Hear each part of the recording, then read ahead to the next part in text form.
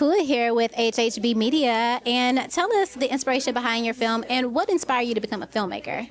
The inspiration behind my film was just basically just making non-stereotypical characters for African Americans, talking about dating, showing that we can actually love and have real issues without trauma, and just basically just having a fun, lighthearted, funny movie. Like, I love comedies, so that's kind of like my wheelhouse. So I just really wanted to do that. And in general, what inspired me to make film is just, I mean, I've been telling stories since I was a little kid.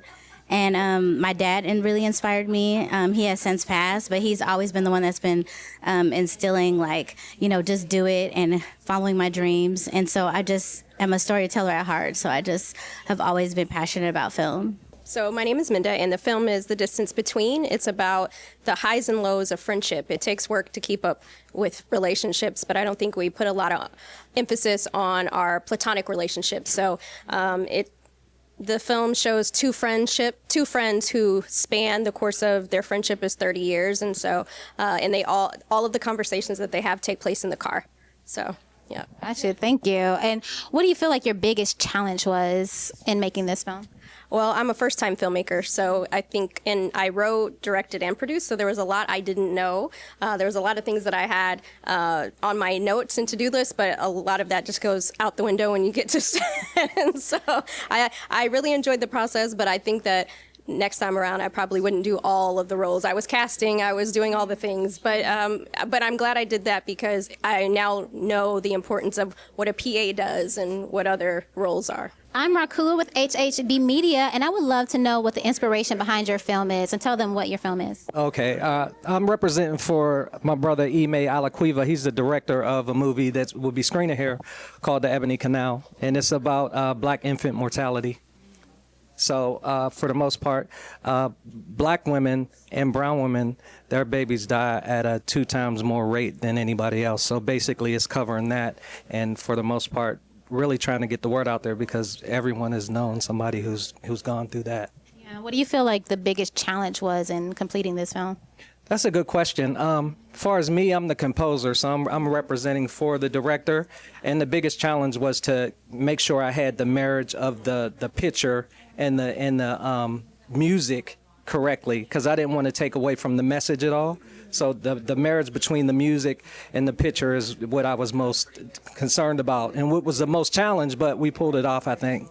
I'm Rahkua with HHB Media, here with Robin. Tell us what the inspiration behind your film is. So the inspiration behind, I had 2 films actually, music videos to be exact, 278 and 14 cents and Got It Bad. With 278 and 14 cents, I was a struggling artist, musician, and I had a paycheck one day, and it inspired my song with me and my buddy that I created it with, and I wrote it in about 10 minutes. Never knew that it would end up to this moment, so it was just a beautiful feeling to create something from the heart and to be received very well. Got It Bad, it was just me having fun, just getting in my R&B bag and just trying something different.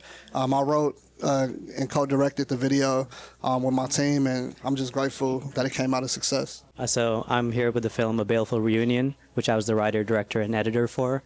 This was my senior thesis film for my bachelor's degree from Syracuse University, and the main inspiration for this film was I really wanted to write a story highlighting 2 characters that knew each other really well but then get estranged for a while, and I wanted to depict the moment when they meet and they're 2 very different people, but they have the memory of themselves from 18 years ago.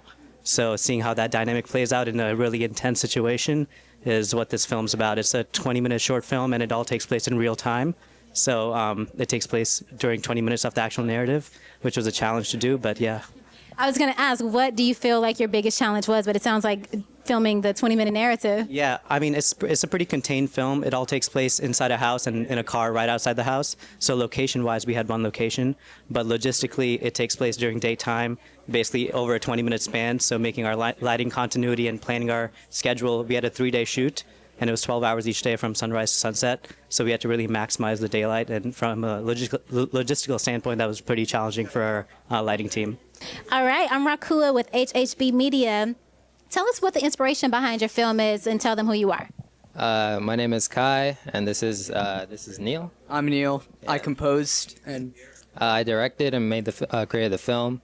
I think that I wrote this script and filmed it back in 2021, and that was right after the Black Lives Matter movement. And what was really inspiring was how I felt as a black man in this country, and the idea that, just to sidestep a little bit, the number of black people that get killed probably almost every year is about 500 people by the police. And compared to that, 13% of the American population is black. That's a really, the number of people that actually get killed, which is really tragic, is a lot smaller than the actual population. But it was a worldwide movement where everybody around the world was standing up for this horrible cause, for this horrible situation, tragedy that happens. So the fact that people were people felt so much pain from the small amount really influenced me in the fact that I'll be walking in the streets and I'll see the cop on the other side and I'll walk on the other way. So I was really internalizing the racism that was happening in the world. And so I wanted to represent that through, and I felt that was kind of the same way for an artist who, like their internal criticism. And so I wanted to represent that through the fact that this canvas, or she hallucinates this canvas as this menacing shirtless white guy. And so that internalization was an important part for me. And I didn't really do a good job showing the Black Lives Matter aspect, which was a really huge part for me, but I think it was an honest piece while I was in college, and finally got together, edited the film, and yeah, we're here now. Hi, I'm Rahkua from HHB Media, here with Vernon with Intervention. Tell us the inspiration behind your film. Well, inspiration was to try to do a different type of a storyline and do something a little bit controversial, so I think we accomplished that. Yeah, what do you feel like your proudest moment was? I think their performances was the best thing out of this whole film. It's a two-man film, which is hard to pull off, but they nailed their performances, so that's my proud moment. I'm Rahkua with HHB Media, and tell us your name, your film. Shavate Lassane, and what's your movie? Pizza Killer. The Pizza Killer, all right. What was your biggest inspiration behind making The Pizza Killer? I heard of the story, and it sort of drew me to the story. First black serial killer, LA, and for some weird reason, I was just drawn to the story, and I came up with the concept along with David Watts for the movie Pizza Killer. I imagine doing something that's based on a true story might have some challenges. What do you feel like the biggest ones were in making this, completing the film? Research. Research is important on a project like that, and just making sure you are careful. Like how they just hit the light, you got to be very careful.